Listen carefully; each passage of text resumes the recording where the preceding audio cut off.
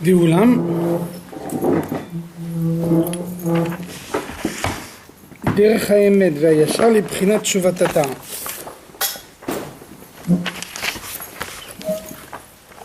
Quelle est la manière de parvenir à Tshuvat HaTa'at? Donc on a dit Tshuvat HaTa'at, c'est le retour de Malchut à sa place. Malchut, c'est la sphira qui est chargée de véhiculer d'un monde à l'autre l'ensemble des lumières qui se trouvent dans un monde. Ça veut dire que tout ce qu'un homme peut dévoiler dans le monde parce qu'il a accompli, une avéra, elle peut le détourner.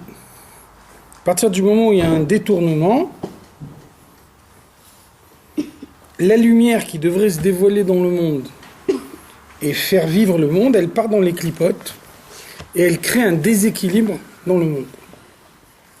Et après, on va voir Tshuva Ila. Tshuva Ila, c'est le retour du premier He, le retour du premier. Le premier He, c'est Bina. Donc Bina, c'est M Abanim. C'est-à-dire que si la faute, elle remonte jusqu'à la Tshuva supérieure, à ce moment-là, c'est le passage de l'intellect au sentiment qui est remis en cause. Il y a une compréhension effective, mais la compréhension effective, elle ne donne pas naissance à un sentiment. Donc, et c'est la différence. La différence, c'est que si la lumière qui se dévoile dans le monde, elle part dans le sens des clipotes, là, ce qui en résulte dans le monde, c'est un dérèglement. Il va y avoir un déséquilibre. Les clipotes vont recevoir une lumière plus importante que ce qu'il est imparti, ce qu'il leur est imparti, et en échange, la Kedusha, elle a moins de lumière que ce qu'elle devrait avoir. Donc le Tshuva Tata, la Tshuva inférieure, elle a pour but de réparer un défaut qui a été introduit dans la création. Le défaut, c'est les avérotes. Une avéra, c'est un moyen de mettre en panne le système de la création. Par contre, Tshuva Ila, ça veut dire que la lumière qui est au niveau intellectuel, elle ne passe pas dans un sentiment. Elle garde une forme purement intellectuelle et il n'y a pas de passage de la compréhension vers le sentiment. Donc là, il n'y a pas un dysfonctionnement.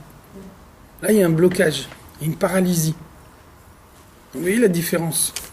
Dans le premier cas, on va augmenter les forces du mal dans le monde. Dans le deuxième cas, on va les empêcher de se dévoiler. On ne va pas rajouter quelque chose de plus dans le mal. C'est pour ça que Tshuva Tata, elle est liée à la faute. La faute, c'est ce qui est à l'origine du dysfonctionnement. Et donc la Tshuva Tata, c'est ce qui va réparer la faute et permettre que la lumière qui est dévoilée dans le monde, elle aille effectivement là où elle doit aller. Par contre, Tshuva Ila, elle n'est pas liée à la faute. Tshuva Ila, c'est le renforcement de la lumière qui se dévoile dans le monde. Donc même lorsqu'il n'y a pas de faute qui a été commise, on peut toujours faire mieux, on peut toujours rajouter, on peut toujours dévoiler une lumière de plus. Donc ça veut dire que la Tshuva Tata, c'est pour ceux qui ont mal agi, la Tshuva Ila, c'est pour tous. Même quelqu'un qui a bien agi, il peut envisager de faire mieux. Et deuxième conséquence, la Tshuva Tata, c'est le préalable nécessaire à la Tshuva Ila. Quelqu'un ne peut pas aspirer à monter plus haut s'il est traîné vers le bas par ses avérotes. Donc d'abord, le préalable nécessaire, c'est Tshuva Tata, qui efface toutes les choses négatives, et après on peut envisager Tshuva Ila, qui permet de monter plus haut. Donc, pratiquement, dans la pratique, on a vu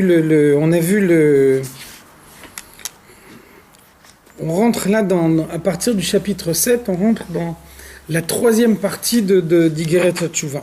On a vu la première partie, c'est les 3 premiers prakim dans lesquels on nous a expliqué ce que c'est que la Tshuva d'après le Niglé. Ensuite, on a vu les 3 chapitres suivants. On nous a expliqué la Tshuva d'après la Chassidoute, le 4e en général, le 5e à l'époque du Beth Amikdash, le 6e pendant la période de l'exil. Donc maintenant, on rentre dans la 3e partie, et là on passe dans les choses concrètes. Comment est-ce qu'on peut arriver concrètement à la Tshuva? Une fois qu'on a compris ce que la Tshuva elle doit accomplir dans les mondes supérieurs, donc comment on y arrive concrètement? Hem bet dvarim derech klal. De façon générale, on parvient à la Tshuva par 2 moyens.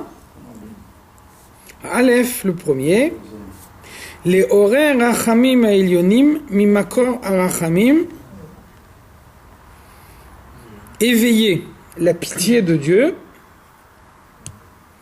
al nishmato, sur sa neshama en général, celle qui est la partie qui est restée là-haut et la partie qui est en bas, venafsho elokit, et en particulier sur la partie qui se trouve à l'intérieur du corps et qui, elle, subit effectivement la chute.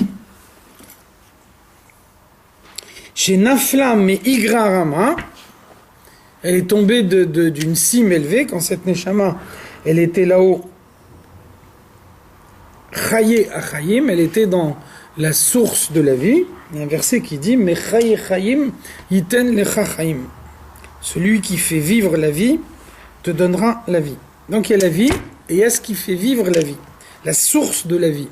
Donc quand la Neshama elle est là-haut, elle est attachée à la source de la vie.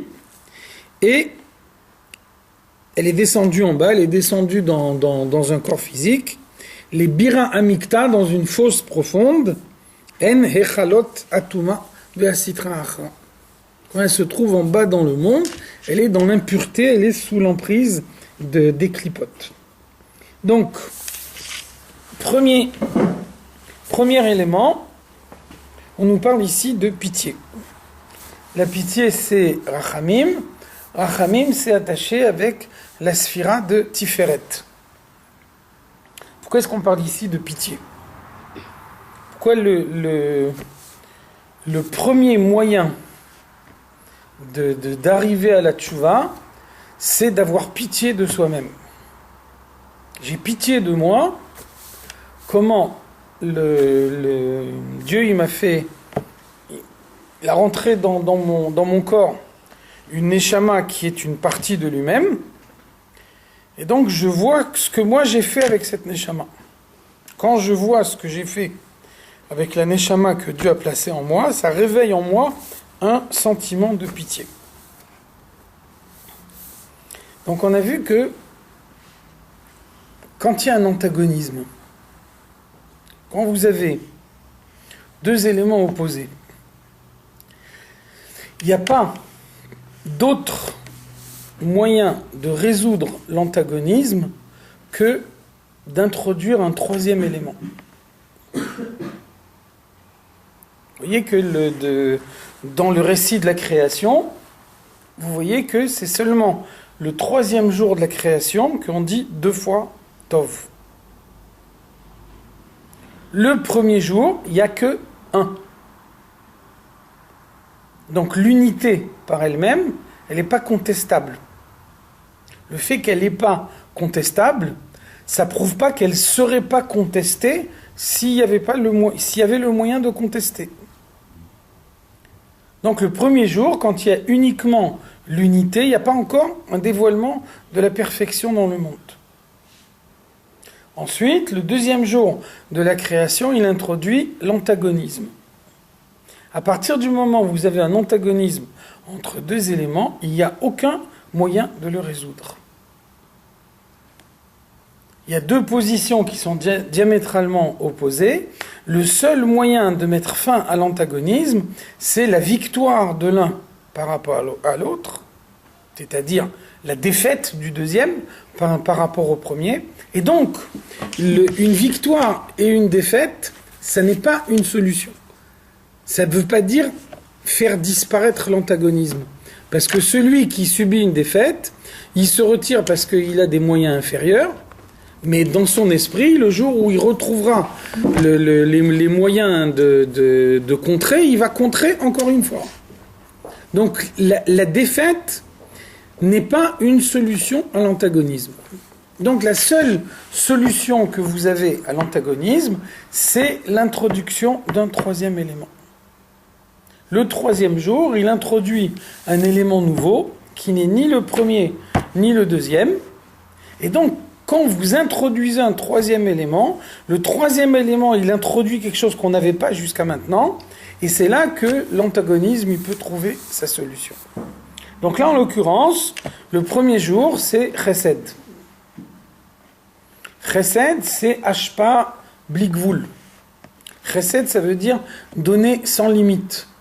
Donner à tout le monde, au point qu'on ne regarde même pas à qui on donne. On ne se pose même pas la question de savoir si celui qui reçoit, il mérite de recevoir ou il ne mérite pas de recevoir. On donne sans limite. Gvura, ça veut dire le jugement. Donc on juge tout le monde, et quand on juge, alors on est capable de déterminer qui c'est qui mérite et qui c'est qui ne mérite pas. Celui qui mérite, on lui donne, et celui qui ne mérite pas, on ne lui donne pas. Donc vous avez là, en apparence, deux positions qui sont inconciliables. Vous avez Chesed qui vous dit, moi je refuse le jugement, et donc,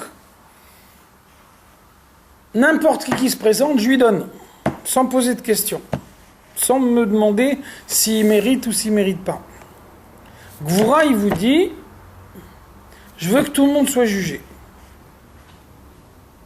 Donc je veux un jugement préalable qui me permet de définir qui c'est qui mérite et qui c'est qui ne mérite pas. Ensuite, une fois que j'ai ce jugement préalable, alors celui qui mérite, je lui donne, et celui qui ne mérite pas, je ne lui donne pas. Donc vous avez deux positions inconciliables. Pas possible de les recoller ensemble. Donc, pour pouvoir arriver à un élément de synthèse, qu'est-ce qu'on fait ? On introduit une idée nouvelle qui s'appelle la pitié. Qu'est-ce qu'elle vous ajoute, la pitié ? La pitié, ça veut dire, je juge tout le monde, je détermine qui c'est qui mérite et qui c'est qui ne mérite pas. Celui qui mérite, je lui donne parce qu'il mérite. Et celui qui ne mérite pas, je lui donne parce que j'ai pitié de lui. Donc vous voyez qu'avec ça, vous arrivez à réconcilier Chesed et Gvura. Chesed, il demande que tout le monde reçoive. Là, en l'occurrence, tout le monde va recevoir. Gvura, il demande que tout le monde soit jugé et qu'on sache qui c'est qui mérite et qui c'est qui ne mérite pas. Et là, vous savez exactement qui c'est qui mérite et qui c'est qui ne mérite pas. Et donc, celui qui ne mérite pas, on va lui donner quand même parce qu'on aura pitié de lui. Donc, vous voyez que en introduisant la pitié c'est Tiferet, on arrive à résoudre la contradiction. Donc, c'est pour ça que on nous parle ici de pitié. La pitié, c'est ce qui résout la contradiction entre une neshama qui est une partie de Dieu et un monde qui est antagoniste avec Dieu. Et donc cette neshama, elle rentre dans mon corps, et moi il faut que j'arrive à résister au monde pour que les attraits du monde, tous les passions qu'il y a dans le monde, ne remettent pas en cause l'attachement de la neshama avec sa source. Donc c'est pour ça que le Tanya il nous dit, le moyen le plus efficace, on a une contradiction à résoudre, il faut résoudre la contradiction entre Chesed et Gvura. Comment on résout la contradiction ? En introduisant un troisième élément, la pitié. Donc je réfléchis pour essayer d'éveiller en moi le sentiment de pitié pour ma neshama. J'ai pitié de moi-même, comment Dieu il a mis en moi une neshama qui est une partie de lui, et voilà ce que moi j'ai fait avec cette neshama. Donc la pitié, c'est dans ce cas-là ce qui fait la synthèse entre les deux situations, et ça c'est le moyen le plus sûr de parvenir à la tchouva. Je réfléchis au fait que j'ai en moi une partie de Dieu, et je sais très bien dans quelle situation j'ai mis cette partie de Dieu, et donc j'ai pitié de moi-même. J'ai pitié de ma situation, comment je suis arrivé à me descendre tellement bas. Donc ça, c'est le premier moyen de parvenir à la tchouva. Réveiller en soi le sentiment de pitié. Quand on dit que qu'est-ce que j'ai fait avec mon neshama, c'est pas la pitié qui viendrait en premier, c'est la honte. J'ai honte de ce que j'ai fait. J'ai pas dans un premier moment pitié. Avec une différence, c'est que la honte, c'est devant les autres. Alors que la pitié, c'est tourner vers toi-même. J'ai honte de moi quand même. Tu as honte de toi, mais ça veut dire que tu as honte de toi devant les autres. Par exemple, on dit, la Gemara elle dit, Adam over avera, Omer shelo irani Adam. Un homme il fait une avera, il dit que Dieu fasse que les autres ne me voient pas. Dieu me voit, c'est pas grave.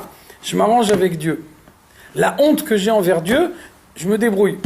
Par contre, la honte envers les autres, ils vont me voir faire une avéra, ça je me débrouille beaucoup moins. Donc c'est pour ça que je prie Dieu, au moment où je fais l'avéra, aide-moi que personne ne me voit. Donc l'essentiel de la honte, c'est envers les autres. Par contre, la pitié, c'est tourner vers soi-même.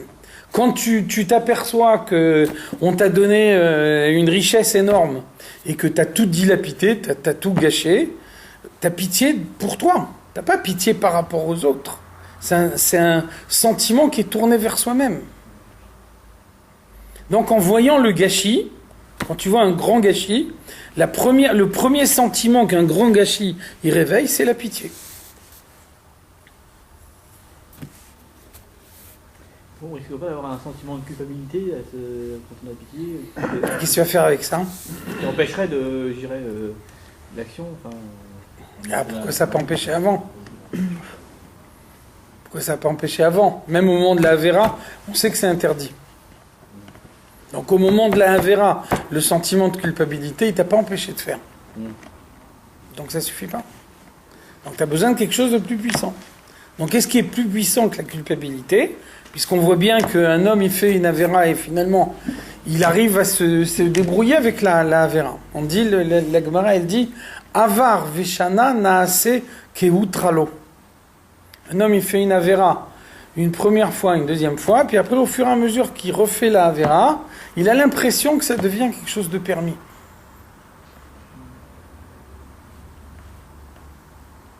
Rabbi précédent, il dit dans un Mahamar de Tafresh Pédalet, il dit, il y a des gens qui disent que il faut savoir tourner les yeux quand on voit quelque chose de pas bien dans la rue. Mais moi, finalement, je suis tellement habitué à voir des choses qui sont pas bien que moi, ça me fait plus ni chaud ni froid. Donc ça veut dire, dans mon esprit à moi j'ai l'impression, je suis immunisé. En vérité, je suis pas immunisé. Je suis profondément dans le trou. Je suis tellement profondément dans le trou que j'ai l'impression que ça me fait plus ni chaud ni froid. Je me suis tellement accoutumé au mal que j'ai l'impression que ça me fait ni chaud ni froid. Donc ça veut dire, non seulement le sentiment de culpabilité, il n'est pas suffisant pour faire la Avera, mais le sentiment de culpabilité, il s'estompe. Au fur et à mesure qu'on fait la Avera, le sentiment de culpabilité, il devient de plus en plus petit, jusqu'à un moment où il disparaît complètement. Par contre, la pitié, on peut toujours avoir réveillé en soi un sentiment de pitié envers sa propre personne. On m'a donné une richesse énorme, on m'a donné un grand trésor, et j'ai tout gâché.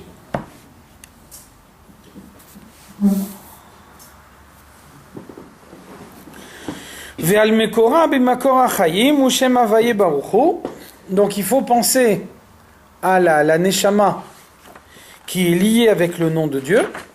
On a vu avant comment les 4 lettres du nom de Dieu, Yudke, Vavke, ça correspond aux 10 sphirotes.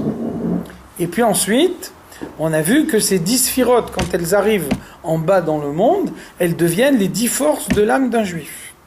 C'est un juif qui prend le relais des 10 sphirotes pour agir dans le monde. Donc dans les mondes supérieurs, les sphirotes, elles servent à véhiculer les lumières de Dieu. Et après, quand on arrive dans le monde matériel, il y a les 10 forces de mon âme qui auraient dû relayer les 10 sphirotes pour continuer à dévoiler la lumière de Dieu dans le monde. Et à la place de ça, qu'est-ce que je fais? J'utilise les 10 forces de mon âme pour savoir de quelle manière faire la Havera. Donc tout ça, c'est une réflexion qui réveille en soi la pitié. Pour ça, le verset il nous dit Veyashuv el Havaye veirachameu. Il reviendra vers Dieu et Dieu aura pitié de lui. Qu'est-ce que ça veut dire? Ça veut dire que on arrive toujours à réveiller chez Dieu un sentiment similaire à celui qu'on éprouve soi-même. Le fait que j'arrive à avoir pitié de ma neshama, comme ma neshama, c'est une partie de Dieu, alors ça fait que le Dieu aussi il a pitié de ma neshama. Il y a un verset qui dit Kemaim apanim el panim, ken lev adam el adam. De la même façon que le visage, il se reflète dans l'eau. L'eau, ça sert comme un miroir.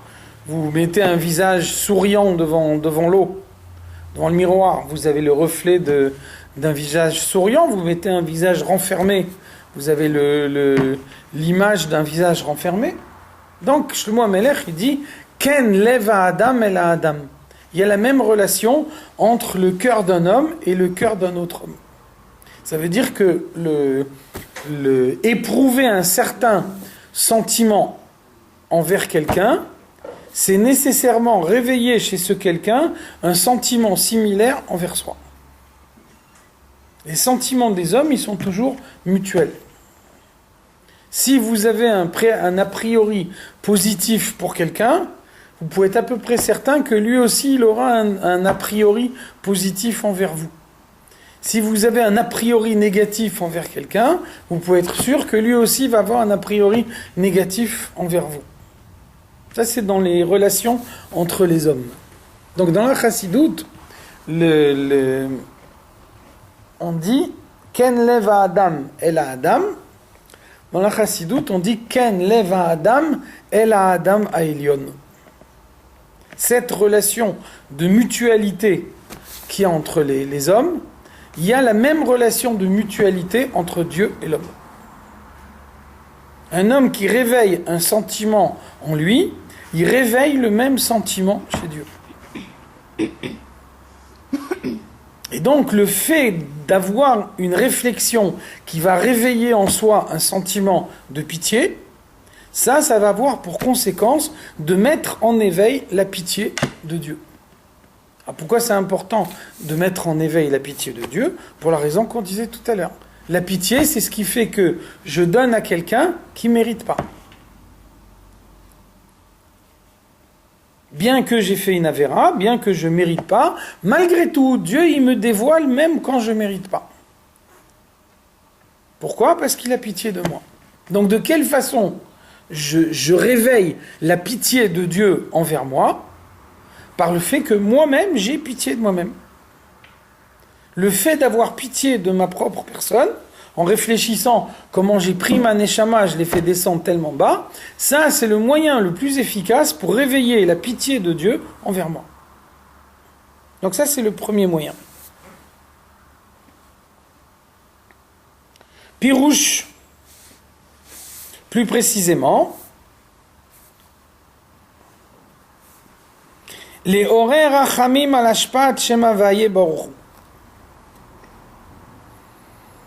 Le nom de Dieu, il s'est dévoilé dans le monde. Le nom de Dieu, il dévoile une certaine lumière dans le monde. Tout ce qui se passe dans le monde, ça a pour but de dévoiler une lumière qui va permettre au monde de fonctionner, d'exister. Et donc, cette lumière que Dieu a mis dans la création, Nishtal Shela, elle a traversé tout l'enchaînement des mondes. Veyarda toch echalot asitra achra atmeim. Et elle est descendue, au lieu de rester dans le domaine de l'Akdoucha, au lieu de faire en sorte que les objets matériels du monde, ils appartiennent à l'Akdoucha, alors à la place de ça, cette lumière, elle a été détournée. Donc on parle bien ici de tchouva inférieure. Tchouva inférieure, c'est un détournement de Sfirat HaMalchut. Donc Sfirat HaMalchut, elle ramasse en elle toutes les lumières qui viennent des sphirotes qui sont au-dessus d'elle, et puis comme sa trajectoire a été détournée par la Avera, donc au lieu de prendre cette lumière et de la faire descendre dans le monde matériel, elle a fait descendre directement dans les clipotes.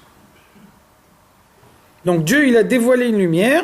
Cette lumière, elle a traversé tous les mondes supérieurs, Atzilut, Bria, Yetzira, Asiya. Quand elle arrive dans le monde, l'aboutissement de cette lumière, normalement, c'est de prendre les objets matériels et de les élever vers le service de Dieu. Et donc, moi, j'ai fait des avérotes, et mes avérotes, elles ont détourné le parcours de la lumière. Donc la lumière, elle n'a même pas le temps d'arriver dans le domaine de la Kedusha, elle rentre directement dans les clipotes, et donc les objets matériels ne reçoivent pas l'élévation, et les clipotes deviennent plus fortes que ce qu'elles devraient être normalement. Les achiotam, de cette façon-là, les clipotes sont vivifiées, les clipotes sont plus fortes que ce que Dieu a prévu dans le plan de la création, Aliade Maase Enosh Vetachbulotav, à cause des actions des hommes. Tachbulotav, de leur ruse, Marshvotav Arot, mauvaise pensée. Donc, qu'est-ce qu'on dit ici? D'abord, on dit Maase Enosh. Vous savez qu'il y a 4 termes qui désignent l'homme. Adam, Ish, Gever, Enosh.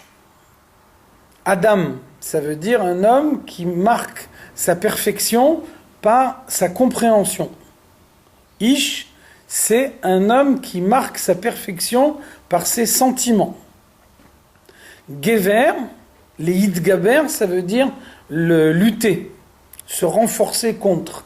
Gever, c'est un homme qui a conscience d'avoir un manque dans la compréhension et un manque dans les sentiments, et qui lutte pour combler ce manque. Enoch, c'est un homme faible. C'est celui qui a un manque dans la compréhension et dans les sentiments, et qui ne lutte plus. Donc ça veut dire, le stade de départ, c'est Enoch, et donc Enoch, il doit être Gever, il doit lutter pour arriver à la perfection des sentiments et devenir Ish, arriver à la perfection de la compréhension et devenir Adam.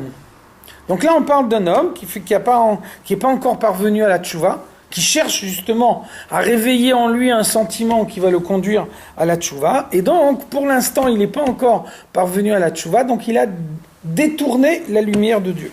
Donc il est Enoch. Et donc il détourne la lumière de Dieu non seulement par Maasé, son action, Tachbulotav, ses ruses.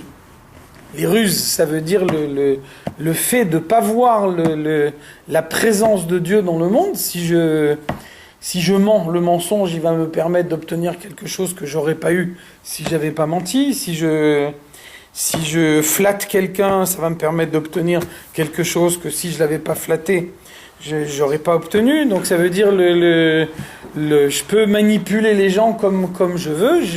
Je vois pas le doigt de Dieu dans tout ce qui se passe dans le monde. J'ai pas l'impression que tout ce qui se passe dans le monde, ça vient de Dieu. Moi, j'ai aussi une certaine marge de manœuvre. Ça, c'est Tarbolotav. Et puis ensuite, Marchevotav. Les pensées. Donc on a déjà vu que d'un côté, un homme, il n'est pas condamnable sur ses pensées. On ne peut condamner un homme que sur une action concrète. Et puis, d'un autre côté, on voit que la Gemara, elle nous dit Irhure Avera Kashim Me Avera. La pensée de la Avera, elle est plus grave que la Avera elle-même. Pourquoi? Parce que la pensée, elle s'appelle le Vush Ameuchad, le vêtement qui est unifié avec l'âme. Parmi les 3 vêtements de l'âme, la pensée, la parole et l'action, la pensée, c'est ce qui est le plus attaché profondément à l'homme. Donc ça veut dire que par exemple, dans une action, vous pouvez faire une action machinale, faites une action machinalement, votre tête elle est complètement ailleurs. Dans la parole c'est plus difficile, mais on peut y arriver aussi. Vous connaissez un texte par cœur, vous pouvez réciter le texte par cœur, alors que par votre esprit, vous pensez complètement à autre chose. Par contre, au moment où vous pensez à quelque chose, vous ne pouvez pas penser à autre chose. Vous êtes obligé de vous concentrer sur la pensée. Non seulement vous êtes obligé de vous concentrer, mais vous ne pouvez pas avoir deux pensées en même temps.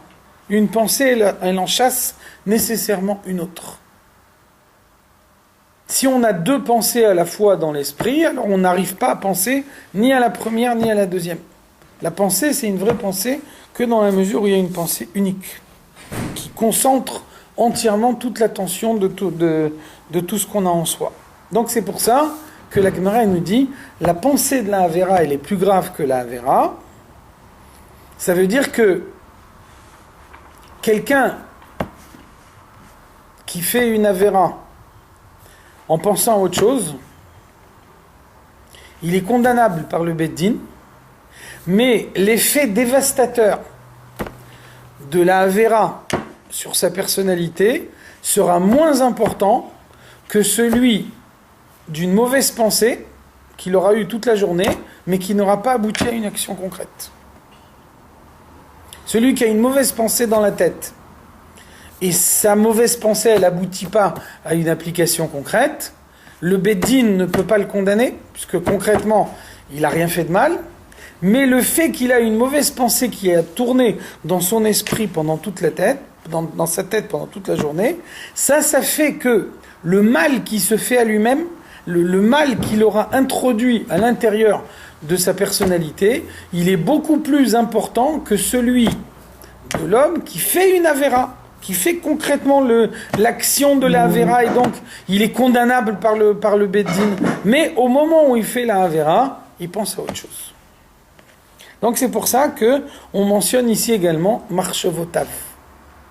Les pensées de l'homme, même si elles ne sont pas condamnables par le Beit Din, les pensées de l'homme, elles détournent la lumière de Dieu, et elles font également descendre la lumière de Dieu dans les clipotes. Donc, qu'est-ce que ça veut dire ? Ça veut dire qu'au moment de la création, Dieu a voulu que le mal existe, et donc Dieu a donné, au moment de la création, il a donné au mal juste la quantité de force, la quantité de vitalité nécessaire pour que le libre arbitre soit possible. Pas plus. Donc, le mal tel qu'il est dans le plan d'origine de la création, il n'est pas suffisamment important pour qu'un homme le fasse. Chaque fois que quelqu'un fait une Havera, il renforce le mal. Au fur et à mesure, le mal peut attaquer l'homme plus fortement que ce qui est prévu dans le plan de la création. Évidemment, plus l'attaque du mal elle est forte, et plus c'est difficile de résister. Donc, quand on détourne la lumière, ça veut dire que chaque fois qu'on dévoile une lumière de Dieu dans le monde, elle va systématiquement aller renforcer les clipotes. À ce moment-là, celui qui a enfermé la lumière dans les clipotes, évidemment, il est servi le premier, mais les autres sont servis également. Quand la clipa elle est renforcée pour celui qui a fait la Havera et pour tout le monde. Ukmo shekatouv, pour ça le verset il dit Melech asur beraatim. Le roi est enchaîné par des chaînes. Un roi qui est enchaîné, il ne peut pas bouger. Et donc le Dieu se fixe lui-même le principe de ne pas intervenir. Donc Dieu il déteste les clipotes, et en même temps, quand quelqu'un détourne la lumière et il renforce les clipotes, et de cette façon-là les hommes vont être attaqués plus fortement, et ils auront moins de moyens de se défendre, Dieu n'intervient pas. Ça, c'est la règle que Dieu a fixée dans la création. Beraïte Moucha, Dieu, il est lié par les chaînes de l'esprit de l'homme. L'homme, il a son libre arbitre. Et s'il décide avec son esprit, avec son libre arbitre, il décide de faire le mauvais choix, alors Dieu n'intervient pas. Et donc les clipotes vont effectivement être renforcées. Hi prinat galut ashrina kanal, donc ça c'est la notion de galut ashrina dont on parle beaucoup dans le Zohar et dans la Kabbalah, qu'on a déjà défini avant. Donc pour respecter le libre arbitre, Dieu s'impose à lui-même de ne pas intervenir. Est-ce qu'il n'intervient jamais, ou bien on dit qu'il y a toujours un moment dans la vie où on nous offre la teshuva? Bien sûr, mais ça veut dire que même dans ce cas-là, c'est à l'homme de saisir l'opportunité. On lui donne les forces nécessaires pour, mais on ne lui force pas la main. C'est écrit, la Gemara dit « En lecha adam she'en lo sha'a ». Personne ne peut dire « moi j'ai jamais eu l'occasion, on m'a jamais donné la possibilité ». Chacun à un moment de sa vie, il a une possibilité. Maintenant, c'est pas parce qu'on lui donne la possibilité qu'il saura nécessairement la saisir. Donc le fait de donner une possibilité à quelqu'un, c'est pas remettre en cause son libre arbitre. Uzman amesugal lazé. Donc c'est quoi le moment le plus propice pour réveiller en soi cette pitié? Ou tikkun chatzot. C'est le moment de tikkun chatzot. Moshekatu besidur, comme c'est écrit dans le sidur de l'Admor Hazaken, Be'ahara Amud Shinbet. Donc pourquoi tikkun chatzot? Parce que tikkun chatzot, donc le rabbi dit toujours dans les sichot, non seulement on ne peut pas faire tchouva à tout moment, non seulement tout moment n'est pas propice pour réfléchir à ses avérotes, mais on peut imaginer que la tchouva elle peut être suggérée par le Yetzer Hara. Le Rabbi donne un exemple simple. Le Rabbi il dit un commerçant il va dire je n'ouvre pas mon magasin aujourd'hui parce que je ne suis pas à jour de mes comptes. C'est dire pourquoi il y a un magasin. Le magasin, c'est pour qu'il soit ouvert et qu'il fasse du commerce. Donc si quelqu'un il n'ouvre pas le magasin parce qu'il a des comptes à faire, c'est-à-dire l'existence même du magasin, elle est remise en cause. Donc ça veut dire, quand c'est le moment de faire les comptes, c'est quand le magasin il est fermé. Mais aux heures d'ouverture du magasin, il faut que le magasin il soit ouvert et qu'il fonctionne normalement. Et donc l'idée de dire je ferme le magasin parce que j'ai des comptes à faire, c'est une idée qui vient des forces du mal. Donc c'est la même chose. Le moment de la journée, c'est un moment d'agir. Donc le fait de se dire pendant la journée je vais m'asseoir dans un coin et je vais faire tchouva sur tous les avérotes que j'ai fait maintenant, ça c'est une idée qui est suggérée par le Yetzer Hara. Parce que maintenant c'est un moment d'agir, c'est pas le moment le moment de réfléchir, de méditer à ce qu'on a fait avant. Donc il y a un moment particulier pour faire tchouva, de la même façon qu'il y a un moment particulier pour faire les comptes d'un magasin, on ne fait pas des comptes en permanence. Et donc, pourquoi est-ce que ce moment-là, c'est Tikkun Chatzot? C'est parce que Tikkun Chatzot, c'est un moment d'amertume. Un moment où on est amer à cause de la destruction du Beth Amikdash. Et donc, le fait de réfléchir à ces avérotes, c'est quelque chose qui provoque l'amertume. Donc, servir Dieu, ça suppose d'être Bessimcha. D'un côté, on a besoin de faire tchouva. D'un autre côté, la tchouva, elle provoque l'amertume. Et donc, celui qui est amer, il n'est pas Bessimcha. Celui qui n'est pas Bessimcha, il ne sert pas Dieu. Et quand même, il faut faire tchouva. Alors, qu'est-ce qu'on fait? Alors, on fait tchouva à un moment où on est amer de toute façon. Ils en dégardent dans la Brachot, on voit que tu regardes dans la nuit. Ouais. Dieu il vient, il se lamente sur. Il se lamente sur la destruction du temple. C'est pour ça qu'il y a Tikkun Chatzot qui a été fixé à ce moment-là. Donc, le Tikkun Chatzot, c'est un moment où on est amer de toute façon. Et donc, on utilise ce moment d'amertume pour regretter les avérotes qu'on a fait au préalable. Alors donc, de nos jours, on ne fait plus Tikkun Chatzot. Qu'est-ce que ça veut dire ? Ça veut dire que toute la avoda de Tikkun Chatzot, elle est passée maintenant dans Kriyat Shema Shel Amita. Alors pourquoi on ne fait plus Tikkun Chatzot ? Et pourquoi Dieu il a fait en sorte que maintenant, tout ce qui était avant dans Tikkun Chatzot, ça passe dans Kriyat Shema Shel Amita ?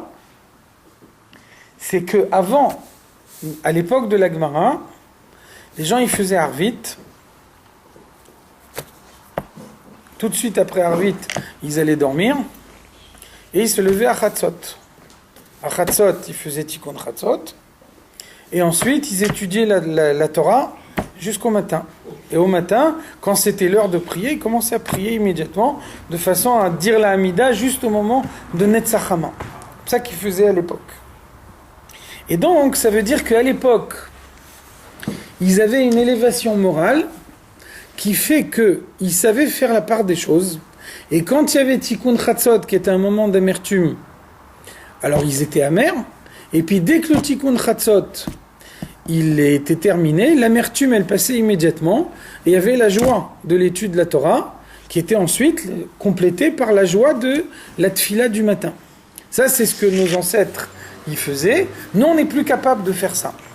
Un homme qui est profondément amer, on ne peut pas lui demander de devenir profondément joyeux 30 secondes plus tard. Nous, on n'est plus capable de faire ça. Donc, comme l'amertume, elle ne peut pas disparaître du moment de la tchouva, comme la simcha, elle est indispensable pour prier, on dit « En omdim litpalel et la mitor simcha ». Donc, qu'est-ce que Dieu il a fait ? Dieu il a fait disparaître Tikkun Chatzot, et il a remplacé par Kriyat Shema Shel Amita. Et donc, entre Kriyat Shema Shel Amita et Shachrit, il y a le sommeil. Le fait d'aller dormir, ça fait que, même si on a été dormir en étant amer, mais le fait qu'il y a la nuit au milieu, ça n'empêche pas de se réveiller Bessimcha.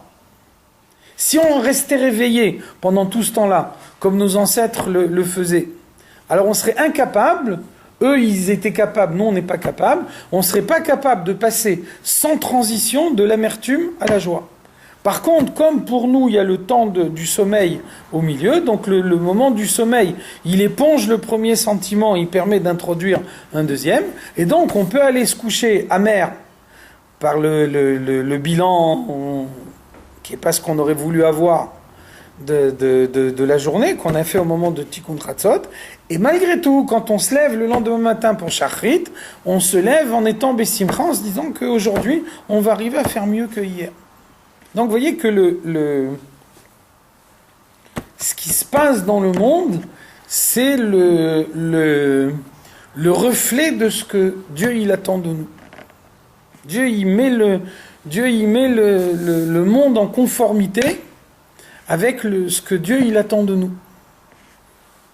Rabbi dit dans une sikha que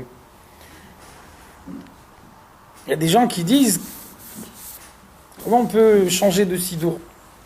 Minag avotenu beyadenu. On va voir les minagim de nos ancêtres.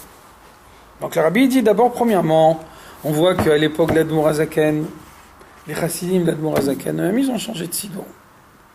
Eux-mêmes ils avaient un autre sidour au préalable qui était très différent, Sidour Ashkenaz, et puis après quand l'Admour HaZaken il a fait un nouveau Sidour, alors on voit que tous les chassidim d'Admour HaZaken ils avaient un autre Sidour, ils ont changé de Sidour, ils ont commencé à prier avec le Sidour de l'Admour HaZaken.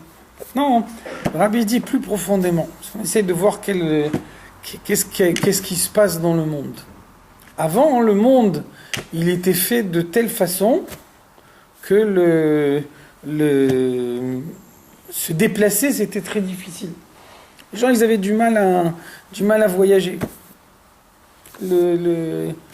quelqu'un, il allait au village d'à côté, c'était le grand voyage de sa vie. Ça veut dire qu'avant, la structure du monde, elle était faite de telle façon que les gens y vivaient par petites communautés séparées les uns des autres. Donc, quand Dieu y fait que le monde y vit de telle façon qu'il y a des petites communautés séparées les uns des autres, ça veut dire que Dieu il permet la structure qui fait que chacun il peut développer ses propres minagim. Quand on voit qu'au contraire, Dieu il fait un monde où les distances elles ont disparu, quelque chose qui se passe à l'autre bout du monde, en quelques secondes on est au courant. On prend un avion, en quelques heures on arrive à l'autre bout du monde. C'est-à-dire que Dieu il crée un monde où les distances elles disparaissent, où les gens ils s'unifient plus facilement. On voit comment le monde il est standardisé. On voit comment des gens qui vivent dans des pays très différents, ils ont le même mode de vie, parce que les distances c'est plus les mêmes. Donc ça veut dire que quand Dieu il introduit le monde de cette façon-là, donc Dieu il introduit également un sidour qui peut s'appliquer à tous de la même façon. Le monde, la structure du monde, elle montre qu'il y a un plus grand besoin de hardout, il y a un plus grand besoin d'avoir des minagim qui peuvent devenir les minagim de tout le peuple juif. Alors qu'avant, on soulignait plus les minagim de chacun en particulier. Donc là, c'est la même chose. D'un côté, Dieu il nous dit, la tchouva, ça peut pas être autrement que dans l'amertume. Ah non, il va pas être Bessimcha qu'il a fait des averot. Donc le moment de la tchouva, c'est un moment d'amertume. La simcha de la tfila et de l'étude de la Torah, c'est quelque chose qu'on ne peut pas transiger là-dessus. On ne peut pas prier autrement qu'en étant Bessimcha. On ne peut pas étudier la Torah autrement qu'en étant Bessimcha. Donc, à une époque où les gens ils étaient capables de transformer leurs sentiments d'un instant à l'autre, donc Dieu, il a fait que la nature du monde, elle permette qu'on puisse passer de l'un à l'autre sans transition. Quand la nature des hommes, elle s'est affaiblie, et qu'on voit que le passage de l'un à l'autre, il est plus aussi facile que ce qu'il était avant, alors Dieu, il a mis le monde en conformité avec ça, il a fait disparaître le tikkun chatzot, et il a mis le sommeil au milieu, pour que l'amertume de la tchouva, elle soit respectée, que la simcha de la tfila, elle soit respectée également. Donc ça veut dire, en regardant le comportement du monde, en regardant ce qui se passe dans le monde, on peut voir ce que le monde il a besoin. Même chose aussi, le rabbi il a dit avant une fille elle sortait pas de la maison jusqu'à son mariage. Il n'y avait pas d'école de filles, une fille, elle vivait à la maison. Tout le comportement qu'elle avait, elle l'apprenait de sa mère en voyant le comportement de sa mère.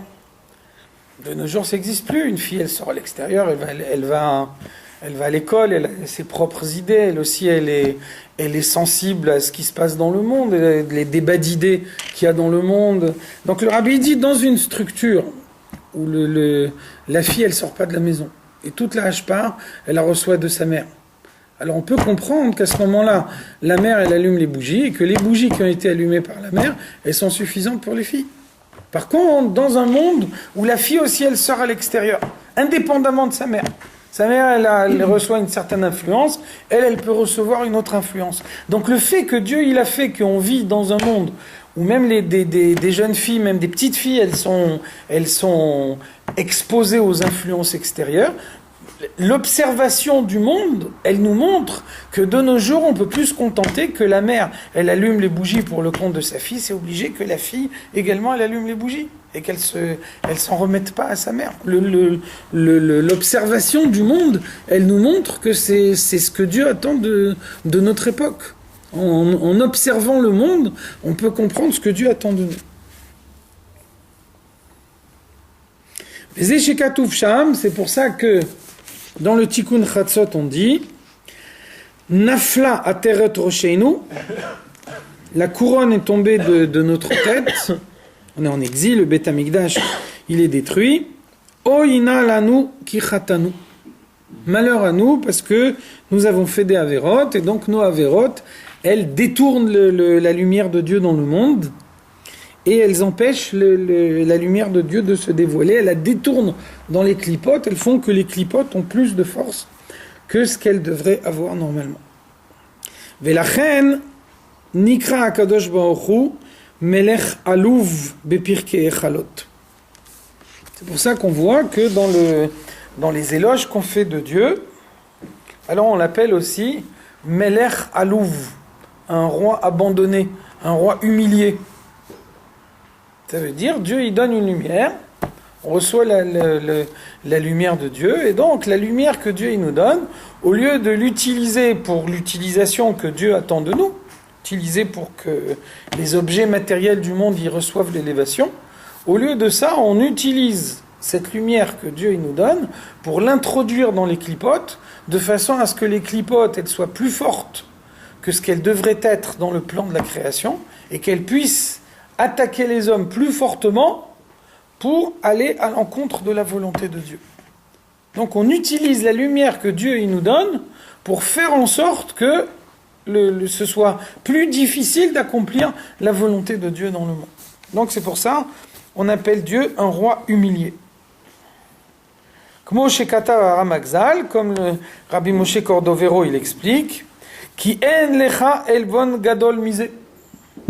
On ne peut pas imaginer une plus grande humiliation que ça. Quelqu'un il fait un cadeau et on utilise le cadeau qu'on a reçu de cette personne pour faire quelque chose qui va faire du mal à cette personne. C'est la plus grande humiliation qu'on peut imaginer. Ubifrat kasher idbonen amaskil bigdulat ensof baruchu. Donc ça c'est valable même pour un roi.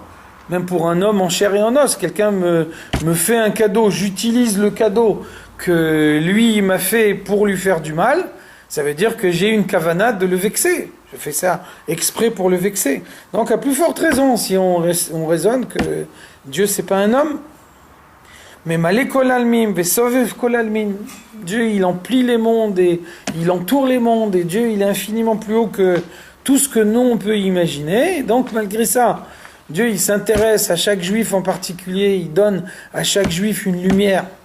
Et donc, une fois qu'on reçoit cette lumière, on l'utilise pour aller contre la volonté de Dieu. Kol echad ve'echad lefi shiur sichlo ve'avanato. Chacun, selon ses capacités intellectuelles, il peut méditer à tout ça. Méditer à la lumière que Dieu il nous donne et l'humiliation que ça représente pour Dieu quand la lumière qu'il nous a donnée, elle est mal utilisée. Et donc, quand on s'approfondit sur cette compréhension, Yitmarmer alze meod meod. À ce moment-là, le fruit de cette réflexion, c'est de devenir très très amer. Donc ça, c'est le premier moyen de la tchouva. Le premier élément de la tchouva, on a dit qu'il y en a deux. Le premier sentiment qu'on doit réveiller en soi pour arriver à la tchouva, c'est un sentiment de pitié. Et donc la pitié, c'est lié avec l'amertume. Quand on a pitié de soi-même, c'est qu'on est amer, on constate qu'on est en situation d'échec. Et donc on le fait à un moment où on est amer de toute façon, c'est-à-dire au moment de Kriyat Shema Shel Amita. Ve'abet, deuxième moyen. C'est quoi le deuxième moyen de parvenir à la tchouva? Les vatesh ou la chnia aklipa. C'est de briser et de recourber la klipa. Les vatesh, ça veut dire briser complètement. Quand on parle de briser complètement, on parle des 3 klipotes totalement impures. Les achnia, ça veut dire recourber. Donc recourber, c'est pas briser complètement. Recourber, on parle de la klipat noga. Dans les klipot atmeot, il n'y a pas du tout de bien, il n'y a que du mal. Donc là, il faut tout casser, il faut tout briser. Pas de possibilité d'élever les klipot atmeot vers la Kedusha. Tout ce qu'on peut faire, c'est les briser. Et par contre, klipat noga, c'est les achnia. Il faut arriver à la recourber, c'est-à-dire à ressortir le mal qu'il y a dans klipat noga et à le remonter dans la Kedusha, alors que le mal qu'il y a dans klipat noga, il faut le faire descendre vers les klipot atmeot. Donc, deuxième moyen, c'est de s'énerver contre la clipa. Qu'est-ce que ça veut dire s'énerver contre la clipa? S'énerver contre la clipa, c'est très exactement le principe d'un vaccin. Un vaccin, ça veut dire que quand la maladie elle n'est pas là, alors on vous inocule la maladie pas suffisamment forte pour que l'homme il soit réellement malade, mais donc le corps il fabrique des anticorps. À partir du moment où on fabrique des anticorps, au moment où la maladie elle se présente, les anticorps ils sont déjà là, et là on peut lutter contre la maladie. Donc c'est ça ce que ça veut dire lutter contre la clipa. Ça veut dire s'imaginer la clipa à un moment où la clipa elle n'est pas encore là, de façon à avoir fabriqué suffisamment d'anticorps pour que quand la clipa elle se présente effectivement, là vous êtes capable de réagir immédiatement. Donc se mettre en colère contre le mal au moment où la Avera elle ne s'est pas encore présentée, de façon à ce que grâce à cette colère que vous avez réveillée en vous, quand la Avera elle se présente, alors vous avez la possibilité d'une réaction immédiate, alors que s'il n'y avait pas eu cette réflexion préalable, peut-être que la réaction elle aurait pris un certain temps, et le temps que la réaction elle aurait prise, ça aurait été suffisant pour que le mal il s'introduise dans la personnalité. Donc on explique dans la Chassidoute, on dit la caractéristique de la haine, c'est que on n'a pas besoin d'avoir quelqu'un face à soi pour le haïr. Si vous avez quelqu'un que vous n'aimez pas du tout, quand vous pensez à lui, qu'il soit devant vos yeux ou bien qu'il soit en Australie, quand vous pensez à lui, vous vous énervez exactement de la même façon. On ne voit pas que l'énervement que ça réveille en vous, il est proportionnel à la distance qu'il y a entre lui et vous. Ça ne marche pas comme ça. Quelle que soit la distance qu'il y a entre lui et vous, qu'elle soit minime ou qu'elle soit énorme, dès l'instant où vous pensez à lui, vous vous mettez en colère. C'est pareil pour c'est pareil pour les gens qui aiment quelqu'un. Oui, mais là on parle de colère contre la clipa, là. Donc ça veut dire on utilise cette capacité de colère qu'on a en soi. Quand il y a quelque chose qu'on n'aime pas, on a la capacité de se mettre en colère. Et donc on voit que la colère, elle n'est pas liée à la présence de quelque chose. Donc ça c'est le deuxième moyen de tchouva. Vous voyez que le premier moyen de tchouva, il est plutôt orienté vers le passé. Je réfléchis à toutes les avérotes que j'ai fait dans le passé, et ça réveille en moi un sentiment de pitié. Alors que le deuxième moyen de tchouva, il est plutôt tourné vers l'avenir. Je réveille en moi la capacité de me mettre en colère contre le mal dès l'instant où la avéra se présente. Donc ça aussi, comme dans le cas de la pitié, c'est une réflexion préalable. Je réfléchis au mal, et le fait de réfléchir au mal, le fait de réfléchir aux effets que le mal il peut avoir sur ma personnalité, ça fait que je réveille en moi un sentiment de colère. Si j'arrive à garder en moi ce sentiment de colère contre le mal, alors je pourrais les ressortir également au moment de la Avera, et ça va me permettre de ne pas la faire. C'est ça le Olam Yergiz Adam? Le Olam Yergiz Adam, Oui, bien sûr.